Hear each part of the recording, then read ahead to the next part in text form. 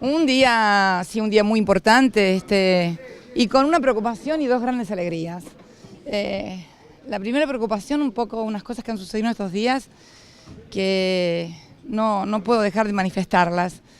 La verdad que hace unos días cuando me enteré de la vandalización en la Mansión Seré, para los que no se acuerdan ni lo conocen, lo que es la Mansión Seré, fue un campo de concentración durante la dictadura que en la localidad de Morón, provincia de Buenos Aires, que se inmortalizó en aquella famosa película de La Fuga, ¿no?, de Pablo Echarri y Rodrigo de la Serna.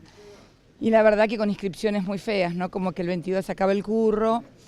Y ayer cuando leí declaraciones y pude ver la noticia de que un juez que fue condenado por delitos de lesa humanidad en Santa Fe, el doctor Brusa, que también fue muy conocido el caso, 21 años, fue condenado en el penal de Santa Fe y se había ofrecido, ustedes saben que los presos votan, obviamente, en las cárceles, y se habría ofrecido como fiscal, bueno, del partido Cambiemos. La verdad que sumado a esto y a otras declaraciones de un escritor sobre Estela Carlotto, que es todo un ejemplo, realmente eso me preocupa porque el tema de derechos humanos creo que es un tema totalmente aceptado por las grandes mayorías. Es cierto que hay minorías que todavía sueñan con la impunidad, pero creo que derechos humanos es hoy una cuestión fundante de todo este proyecto, no solamente político, sino creo que de los argentinos, de la historia de los argentinos, que nos ha colocado a los argentinos en un lugar en el mundo privilegiado, porque la verdad que son muy pocos los países que han juzgado sus propias dictaduras y sus propios genocidios. Siempre han sido tribunales internacionales lo que han hecho. Y la verdad que nosotros hemos tenido la fortaleza institucional y democrática para que la Argentina pueda juzgar sus propios crímenes, porque en realidad obviamente se cometieron aquí en la Argentina. Así que eso me preocupa, y no escuchar declaraciones condenatorias, sobre todo por parte de quienes son favorecidos por las declaraciones y los hechos de estas personas, ¿no? Entonces, eso es una gran preocupación, pero al mismo tiempo tengo dos grandes alegrías. Una inmensa alegría de que como presidenta de los argentinos, durante dos periodos, y para ser más precisos el 25 de mayo del 2003, asistimos a un momento histórico, también en un momento histórico de la Argentina, porque nunca, desde que yo voté por primera vez en marzo del año 1973. Nunca habíamos asistido los argentinos a un acto eleccionario con el país y con la gente, con el pueblo, en estas condiciones. Nunca voté con un 5,9% de desocupación, nunca votamos con un proceso de generación de millones y millones de puestos de trabajo, con una paz social muy grande, por ahí con mucho bochinche y mucha discusión en lo superestructural entre los dirigentes, pero con las calles en paz, con la gente con trabajo, con la gente vacacionando, con la gente con derechos, ¿no? Y ¿lo del bochinche lo dice por Scioli y por Macri? No, lo del bochinche lo digo por lo que generalmente es amplificado por todos los medios hegemónicos, monopólicos de comunicación. Cuando discutimos o debatimos tal o cual dirigente, lo plantean como que por qué están todos enfrentados, ¿no? Los enfrentamientos son de carácter súper estructural, y tampoco son malos porque en definitiva son discusiones y debates que hacen a la democracia y a los distintos partidos políticos. Así que poder hacerlo en estos momentos, en un mundo además en recesión, en un mundo con problemas, en un mundo desarrollado con problemas no solamente de recesión, sino muy graves como los que hemos visto, de desintegración social, de enfrentamiento social, en un país absolutamente en paz, sin enfrentamientos ni religiosos, ni étnicos. Los únicos enfrentamientos son los del fútbol y los de la política, que es bueno porque son debates. Entonces, creo que es la única vez que se ha votado, no solamente que se vote el balotaje, sino que se vota así, tan en un país tan en crecimiento, tan en desarrollo, ¿no? Y por una parte, y la segunda cuestión, yo puedo responder preguntas, pero déjeme contarles la segunda alegría. La segunda alegría es un fenómeno inédito también, que refleja un poco lo que yo les decía antes, los millones de puestos de trabajo, las nuevas universidades, los nuevos jubilados, los científicos, los docentes, los artistas. ¿Ustedes recuerdan alguna elección donde, además de los dirigentes y los militantes, que siempre están en todas las elecciones, haya surgido este fenómeno de gente en las redes, de gente en las calles diciendo votá por tus derechos, defendé tus derechos, venimos a defender. Gente que normalmente no participaba en política, que no se acercaba a ningún local partidario, artistas, como los hemos visto participar, arriba subidos a los micros, colgados, luchando más que por un partido político, por un modelo de país y por su país, por la Argentina. A mí me parece que este es un fenómeno inédito que ratifica las cosas que hemos logrado en estos 12 años. Porque si en estos 12 años no se hubieran logrado las cosas que se han logrado, ¿habría la cantidad de gente que hay en las redes sociales defendiendo esto? ¿Habría una masiva expresión de los artistas, de los científicos defendiendo estos derechos? ¿Habría una masiva participación de gente en los barrios? Ustedes lo pueden haber visto en su barrio, en sus casas, de comerciantes, de empresarios que levantaron sus videos. Si no hubiéramos logrado todas estas cosas, ¿habría tanta gente defendiendo esto? Evidentemente hemos hecho un salto cualitativo fenomenal. Y a mí, a toda esta sociedad, a toda esta parte de la sociedad que se ha movilizado, no me gusta llamarlos, hoy leí en un diario los autoconvocados, no, es un nombre que no me gusta. ¿Sabes qué son? Son los empoderados. Yo lo vengo diciendo desde hace mucho tiempo, empoderar al pueblo, empoderarlo en sus defensas, en las conquistas que hemos logrado, los trabajadores, porque pienso, ¿no?, que nunca hemos tenido tampoco un periodo de gobierno, 12 años y medio, con esta estabilidad económica, social y de constante progreso. Porque yo les recuerdo a todos que piensen un poquito, durante un minuto, durante un instante, independientemente del lugar que estén, de lo que voten, independientemente de todo eso, ¿dónde estaban y cómo estaban en el año 2003? Yo pienso por ahí en un pibe de 25 años, en una fábrica automotriz o en alguna otra fábrica, donde primero ya consiguió trabajo y segundo, todos los años su sindicato, su gremio y el gobierno convalidaban paritarias que siempre lo ponían por encima de la inflación, lo ponían por encima de la suba del dólar y le permitía a ese joven tener como algo natural el hecho de que cada día podía dar un progreso más o comprarse una moto o un auto o el procrear o tenía el programa Progresar que le permitía seguir estudiando. Sé que el otro día me acordaba de una diputada que no es nuestra, sino que es de un partido de la oposición que subió en la última elección y me acuerdo que había podido recibirse de abogada porque había obtenido un trabajo en las cooperativas de Argentina, trabaja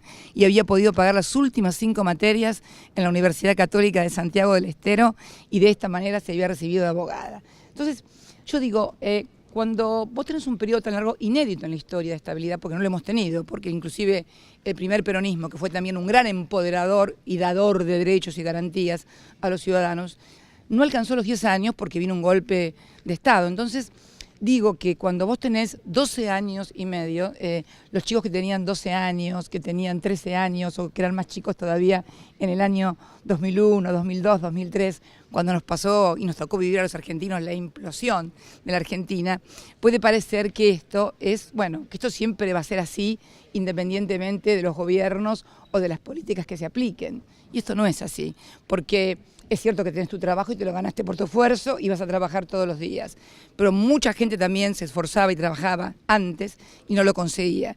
Y el trabajo, el poder estudiar, las universidades, la gratuidad de la universidad pública, los programas que te permiten a vos tener una ayuda para seguir estudiando, las jubilaciones, la movilización jubilatoria que depende también de la actividad económica, porque es una ley.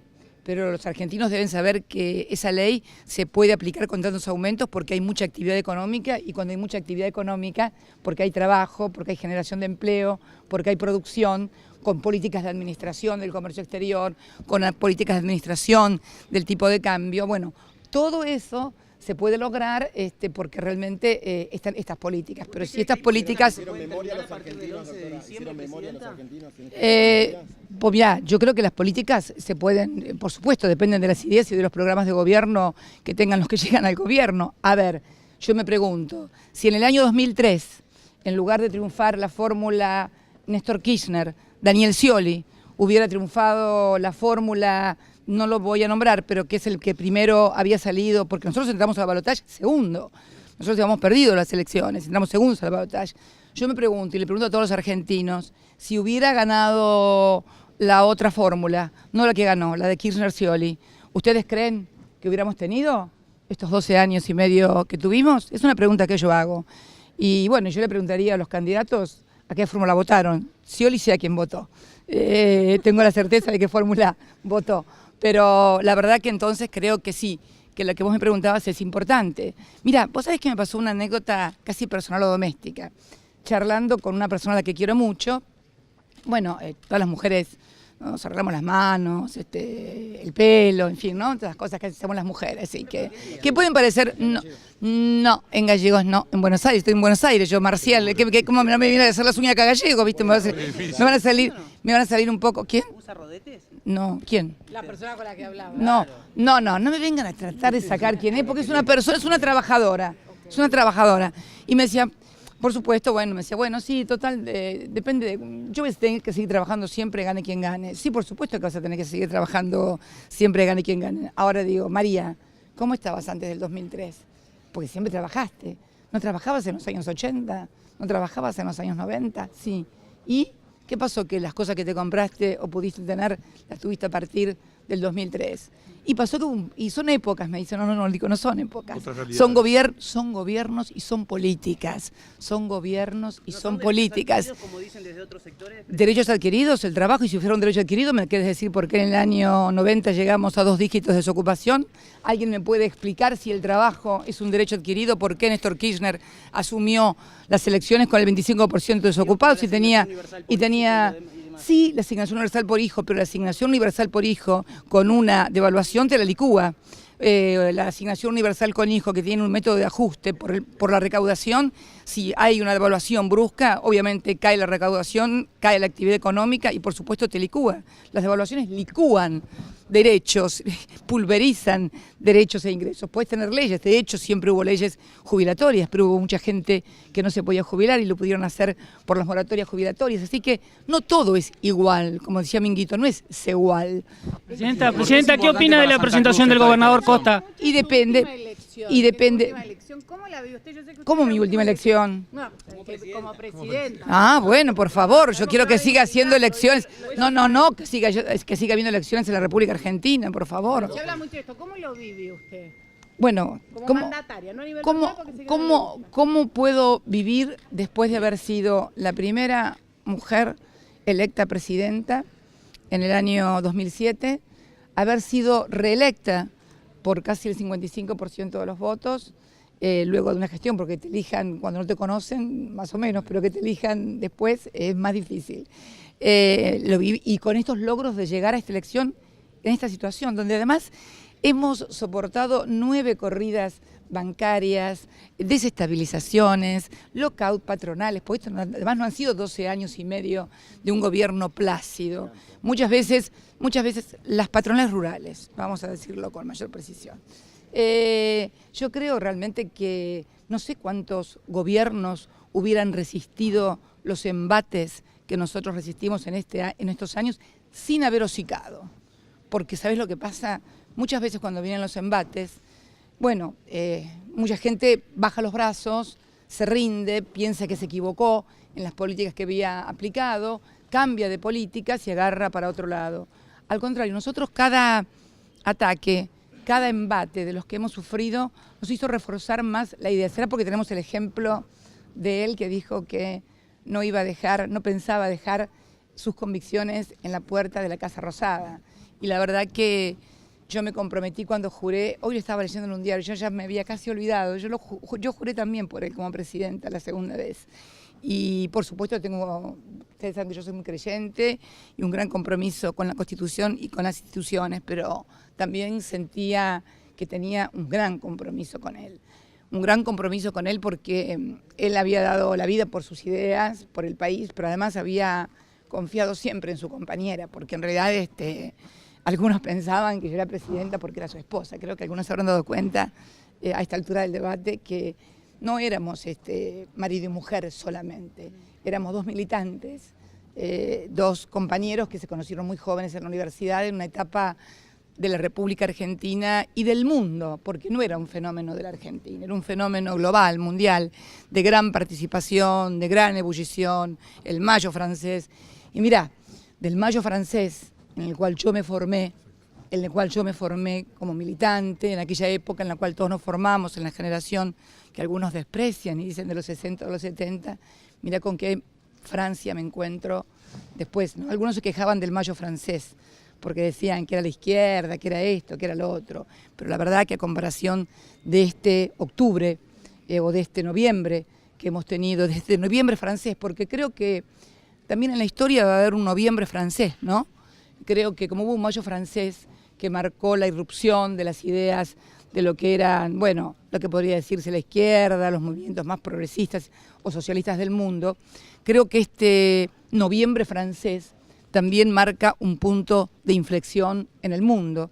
Estamos ante un mundo muy complejo, ante un mundo donde ya no se debate por ideas, ni los enfrentamientos son por ideas, sino que son de la manera que lo hemos visto, dramática, trágica, y que además no aciertan a encontrar las verdaderas causas de este fenómeno, y creo de esta locura, de esta tragedia, de este desastre. Yo creo que lo planteé muy claramente en el Consejo de Seguridad de Naciones Unidas, casi premonitoriamente de lo que iba a pasar, ¿no? Entonces, bueno, creo que también estamos en una época de grandes cambios a nivel global. Hay que saberlos interpretar, hay que saberlos decodificar y sobre todo, quien tenga la responsabilidad de conducir los destinos de la patria debe saber en qué lugar correcto ubicar a la República Argentina.